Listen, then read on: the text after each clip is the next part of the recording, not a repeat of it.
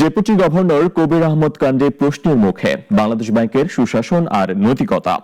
জ্যেষ্ঠ সহকর্মীর বিরুদ্ধে মামলার ঘটনায় কেন্দ্রীয় ব্যাংকের পেশাদার কর্মকর্তারা পড়েছেন ভাবমূর্তির সংকটে। তারা বলছেন, মামলার ঘটনায় ব্যাংকাররা বাঁকা চোখে তাকাচ্ছেন তাদের দিকে। অবশ্য বাংলাদেশ ব্যাংকের মুখপাত্র চাপের কিছু দেখছেন না। বিশ্লেষকরা বলছেন, ব্যাংকিং খাতে পচন কিংবা পতনের দায় কেন্দ্রীয় ব্যাংকের।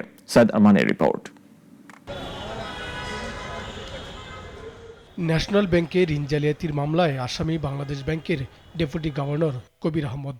ব্যাংকটিতে পর্যবেক্ষক থাকাকালে 900 কোটি টাকা ঋণ জালিয়াতি সংঘটিত হয়, অথচ তিনি ঠেকাতে পদক্ষেপ নেননি। দুর্নীতি দমন কমিশন ঋণ জালিয়াতির ঘটনায় মামলা দায়ের করেছে। দুদকের মামলায় আসামি করা হয়েছে মোহাম্মদ কবির আহমদকে। কেন্দ্রীয় ব্যাংকের জ্যেষ্ঠ কর্মকর্তার বিরুদ্ধে মামলায় ব্যাংকিং খাতে চলছে আলোচনা সমালোচনা।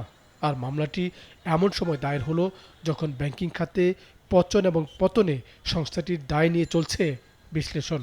যদিও মুখপাত্র বলছেন, এখানে নৈতিকতা নিয়ে প্রশ্ন তোলার সুযোগ নেই। বাংলাদেশ ব্যাংকের যা কর্মপদ্ধতি, যা মোটো, সেটা ফলো করেই প্রত্যেককে তার অ্যাসাইন পালন করতে হবে।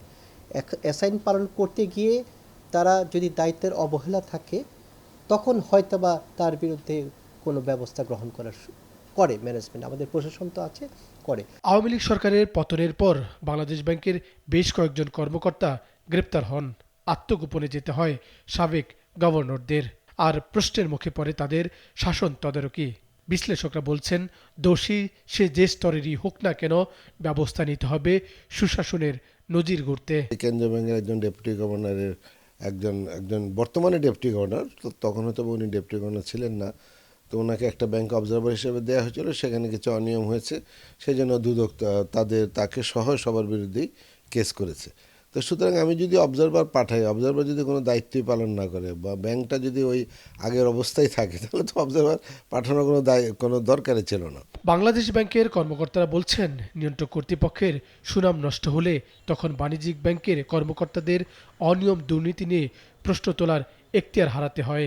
যদিও মুখপাত্র মনে করেন, ন্যাশনাল ব্যাংকের তদারকির দায়িত্ব থেকে কবির আহমেদ কোনো ব্যর্থতা দেখাননি।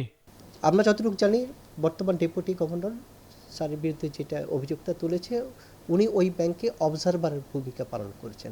আপনারা জানেন, অবজারভার যিনি থাকেন, উনি কিন্তু তার কোনো ভোটিং রাইট থাকে না। দ্যাট ইজ, কোনো একটা ঋণ অনুমোদন করবেন, উনি অবজারভেশন দিতে পারেন যে এই ঋণ অনুমোদনের ক্ষেত্রে ভবিষ্যতে এই ধরনের জটিলতা দেখা দিতে পারে, আপনারা কোলেটারাল ঠিক মতো নিচ্ছেন না।